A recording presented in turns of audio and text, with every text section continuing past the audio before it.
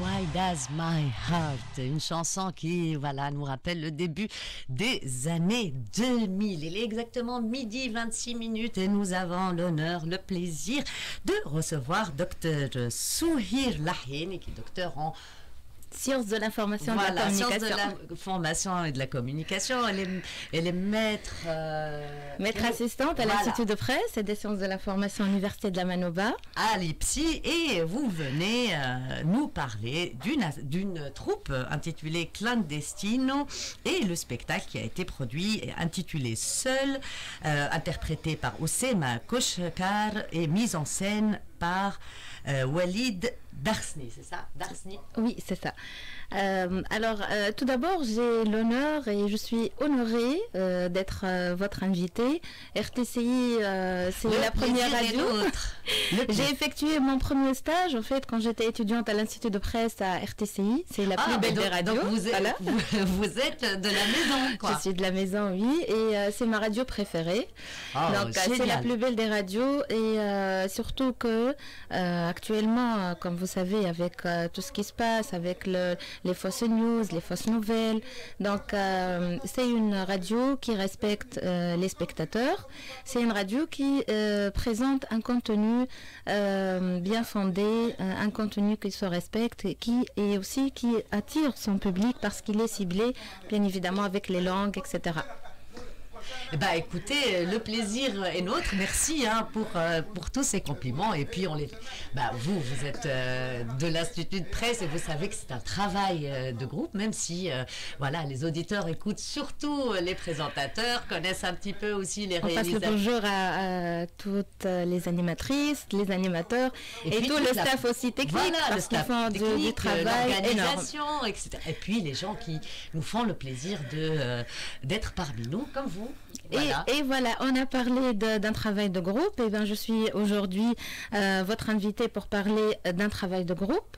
On parle de la troupe Clandestino qui a été fondée en 2010. Je suis la cofondatrice.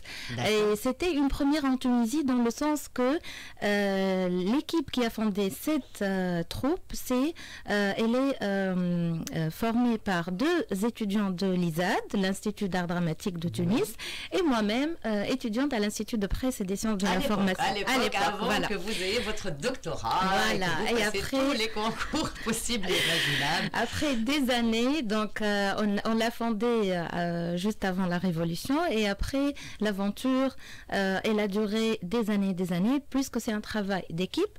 Et surtout, actuellement, je fais la tâche de c'est un encadrement professionnel. Nous avons toute une équipe de communication qui travaille sur les pièces produites par cette troupe. Justement, vous mettez le doigt sur un sujet qui nous intéresse, c'est qu'il n'y a pas beaucoup, en fait, de producteurs de pièces de théâtre qui font un travail de com comme celui du cinéma. Au cinéma, très vite, les journalistes sont contactés, on a toujours des vis-à-vis, il y a des attachés de presse, d'ailleurs on les connaît à peu près tous dans le milieu culturel et qu'on salue. Nos amis journalistes, oui. Qui facilitent le travail des journalistes, des intervieweurs, etc. Et donc vous avez vu qu'il y avait un manque un petit peu du côté du théâtre. Et il existe encore, quand on parle actuellement en général des sociétés de production privée, bien évidemment, et des troupes théâtrales, toujours on ignore le côté de la communication, dans le sens ils traitent toujours par période, c'est-à-dire quand on a la représentation, quand on a l'événement, donc on traite avec un attaché de presse ou bien un consultant en communication, mais c'est juste pendant l'événement ou bien juste après l'événement pour gérer les interviews one-to-one. Mais en général, pour la troupe Clandestino, donc on a fondé toute une équipe qui travaille tout au long de l'année. C'est un travail qui assure bien évidemment la visibilité de la troupe à travers toutes les productions produites par cette troupe.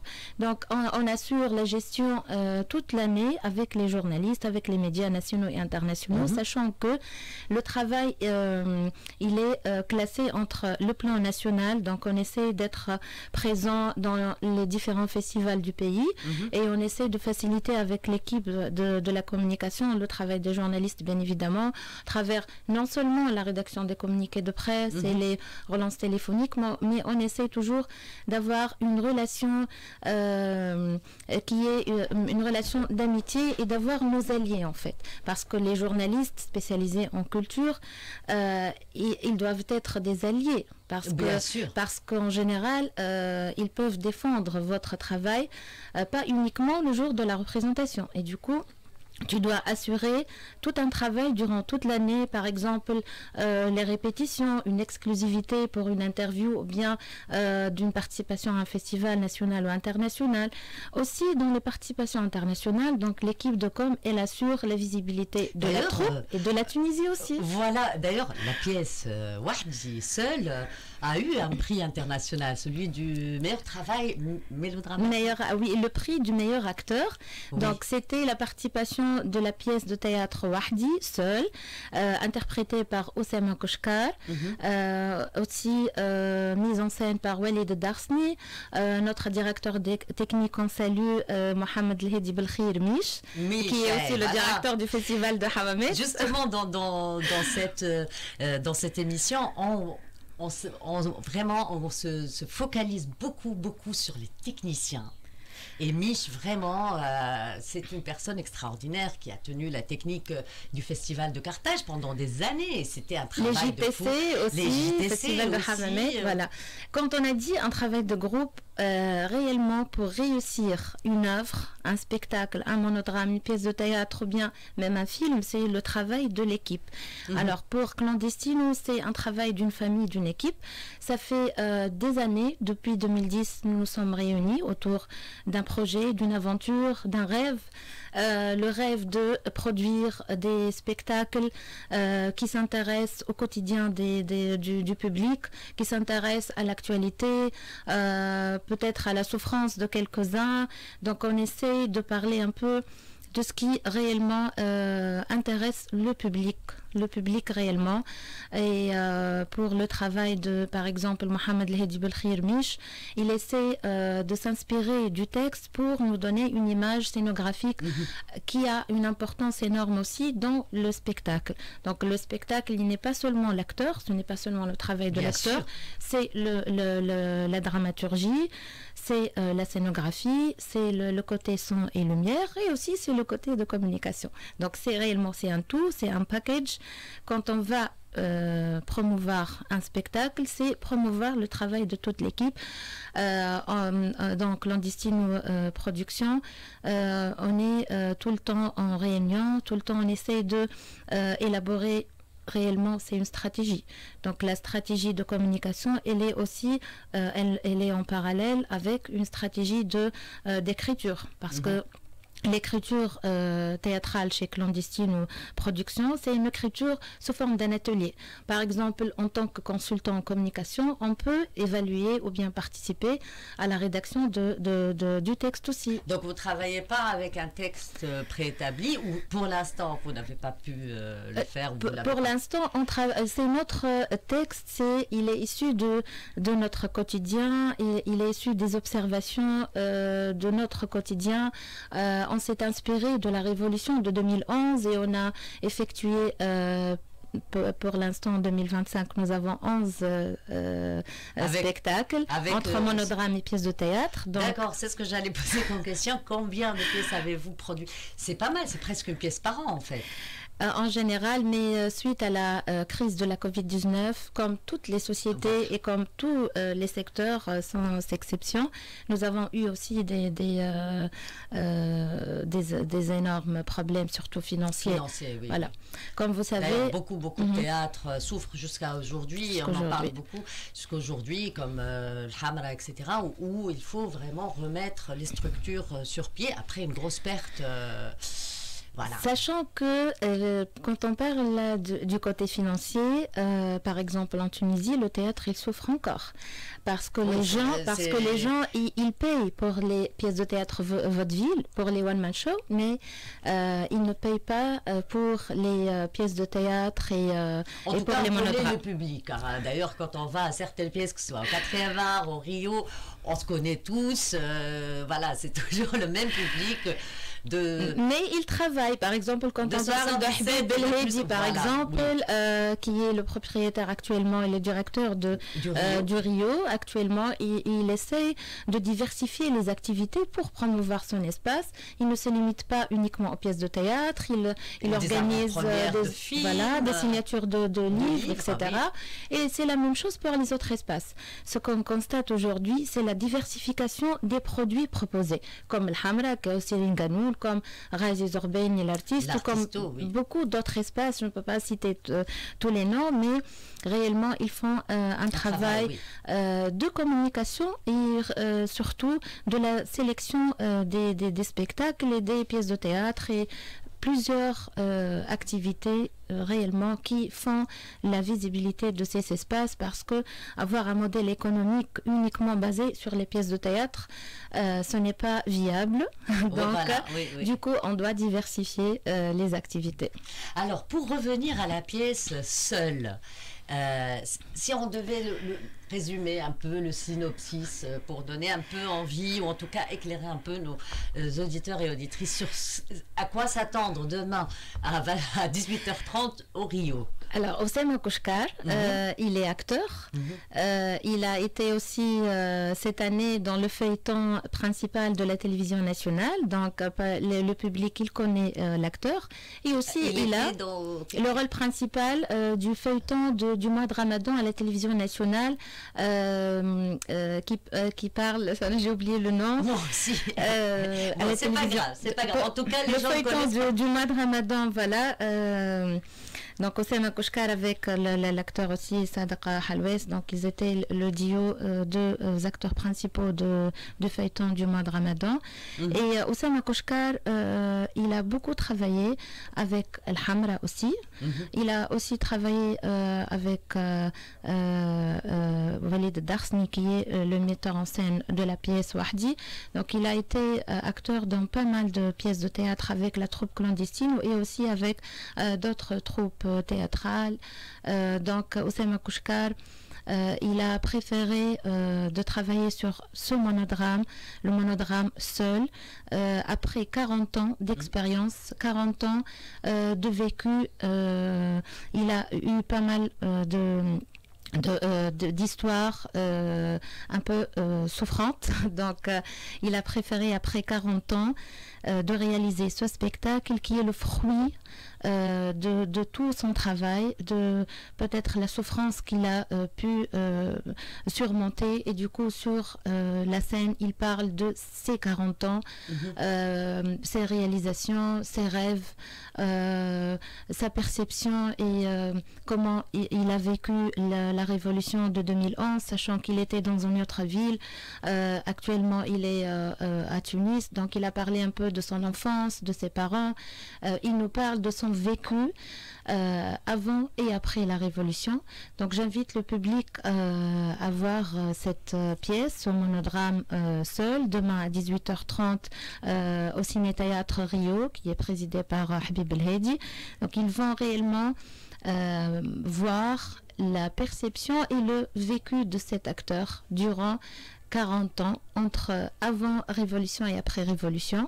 Cette pièce, elle est sous la direction de la troupe clandestine et notre directeur artistique aussi Semiche, qui assure la scénographie et le côté sonorisation et lumière. Aussi, nous avons sous-titrage. Parmi les choses importantes qu'on essaie toujours d'intégrer dans nos pièces de théâtre à la troupe clandestine, c'est le sous-titrage en langue française et en langue anglaise. C'est pour faciliter. Déjà, voilà. Donc samedi, il y aura le surtitrage. Il y aura le surtitrage. Si jamais nous avons des touristes ou des étrangers, et même des Tunisiens. Voilà. Des Tunisiens. Donc les auditeurs d'RTCI, ils peuvent assister. Il y aura un sous-titrage en langue française et aussi nous avons en langue anglaise. Voilà. En même temps, en fait, le surtitrage, il se fait... Ça dépend du cible. Si le public, il demande la langue française, on met la langue française. S'il demande la langue anglaise, on met la langue anglaise. Ça dépend toujours du public cible. Comme par exemple... Donc là, samedi, normalement, ça sera en langue française. En langue française, oui. Mais à l'échelle internationale, en général, dans les festivals internationaux, on met toujours la langue anglaise parce que c'est la première langue internationale et du coup, on essaie de faciliter un peu la compréhension. Voilà. La compréhension des textes, sachant que c'est l'acteur principal qui doit réellement transmettre les émotions, qui va transmettre réellement un show, c'est peut-être un tableau qu'il va transmettre à ses spectateurs. Donc même sans sous-titrage, le public il peut comprendre parce qu'il y a des scènes de danse, il y a des scènes avec des choses, des performances.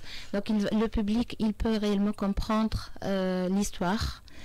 Et j'invite le public aussi à un débat après le spectacle si jamais il a des interrogations ou bien même une évaluation. Avec les comédiens, le metteur en scène. Avec le metteur en scène, le comédien et même notre directeur artistique aussi. D'accord. Parce qu'on s'intéresse réellement même à la partie lumière, à la scénographie en général. On s'intéresse à l'évaluation de nos spectateurs. Toujours on tient compte des remarques, de l'évaluation des spectateurs qui assistent au spectacle et on peut même peut-être apporter des modifications, entre parenthèses, si jamais on est convaincu par le feedback de nos spectateurs. Ce qui est aussi important parce que tenir compte de feedback, c'est important, même en communication. Le feedback, c'est toujours essentiel pour améliorer, pour apporter des modifications nécessaires qui obéissent aux attentes de notre public. Alors, Wahdi, ça sera demain 18h30 au Rio, on l'a encore répété, mais est-ce qu'il y aura un cycle, il y aura plus de représentations? Il y aura plus de représentations. Actuellement, c'est la saison de l'été, mais on aura d'autres dates et d'autres représentations à l'échelle internationale normalement. Vous avez été sélectionné par exemple au festival de Hammamet? Pas encore. Pour l'instant, on a déposé la candidature, mais pas encore. On n'a pas eu un retour. Les retours ne sont pas, c'est pas encore maintenant. Ce n'est pas encore officiel, mais on n'a pas eu un retour. Mais c'est important d'être présent dans les festivals dans toutes les régions. Parce qu'en général, les pièces de théâtre, elles doivent être représentées dans chaque gouvernorat, bien sûr, dans chaque ville. On est là, on essaie d'être un théâtre de proximité. On essaie de présenter toutes les émotions, on essaie de discuter un peu le quotidien du Tunisien. On est là pour parler des problèmes vécus et pas uniquement des problèmes, c'est notre vécu réel avec le bien et le mal dans ce vécu. Écoutez, merci beaucoup Souheir Lahiani pour votre présence, pour nous avoir présenté ce film et aussi l'association, Monodrame. Ce film, oh là là, je suis sur les films, parce que justement tout à l'heure je parlais du Rio. Oussama Koshkar aussi, il est acteur dans le théâtre et aussi il a participé à des films. Donc il est présent dans pas mal de films de réalisateurs tunisiens. Donc, venez voir Oussama Koshkar. Son interprétation, elle est unique. Il est bosseur. Il respecte énormément son travail et il veut entendre ce que vous pensez de ce monodrame. Votre évaluation, elle est importante pour pouvoir avancer. C'est important, hein, le public, au lieu de sortir boire un café pour parler de la pièce, c'est bien qu'il s'exprime. Vous pouvez aussi avoir un café à l'espace Rio, Théâtre Rio. Il y a un café, il y a des espaces dédiés pour échanger. Donc on peut échanger après avec l'acteur, avec l'équipe de Clandestino Productions. Donc, avant de clôture, je tiens à remercier toute l'équipe sans exception et surtout l'équipe, les cofondateurs et les fondateurs de la troupe, dont Ameni Belage. Et elle est actuellement ailleurs, pas en Tunisie, elle travaille aux Émirats. Et je salue aussi toute l'équipe sans exception. Et notre amie Najla, donc Najla, elle est une amie importante pour nous. Donc je lui salue aussi et je lui passe le bonjour et je lui dis merci beaucoup pour tous vos efforts avec nous. Bah écoutez, merci à vous aussi et on se retrouve normalement samedi à demain 18h30. Donc samedi 31 mai 2025 à Espace Le Rio. Voilà, 18h30. Je pense que nos auditeurs et auditrices ils ont mémorisé le rendez-vous. Bah, écoutez, merci beaucoup et vous serez toujours la bienvenue chez vous à RTCI. Merci. Autour de midi,